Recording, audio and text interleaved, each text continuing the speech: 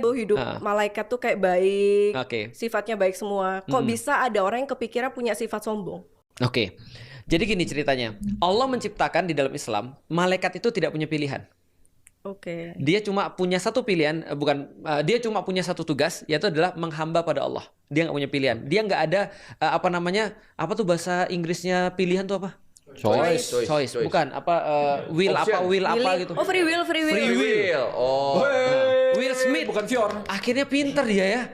Oh, free will tuh yang Iya.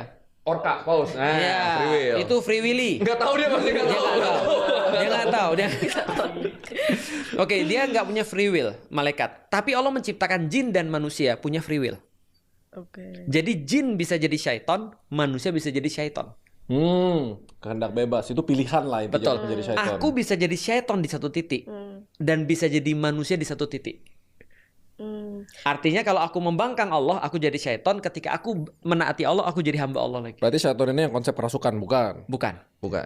Dan itu yang mau aku garis bawahi. Karena banyak orang khawatir ketika ada orang kerasukan. Taruhlah dia itu adalah jin, taruhlah. Itu less harmful dibandingkan kalau manusia yang sendiri jadi syaiton.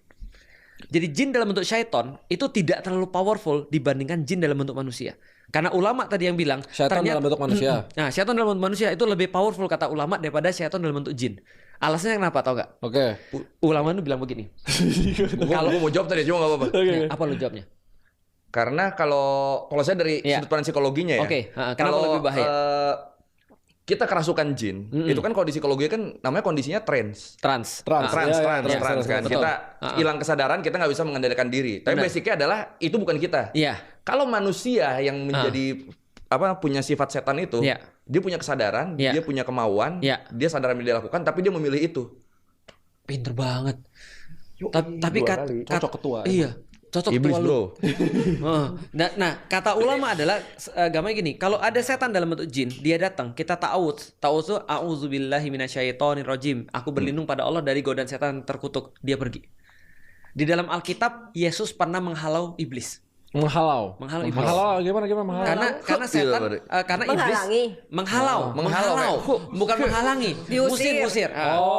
Mengusir, oke. Karena iblis pernah menggoda Yesus kan.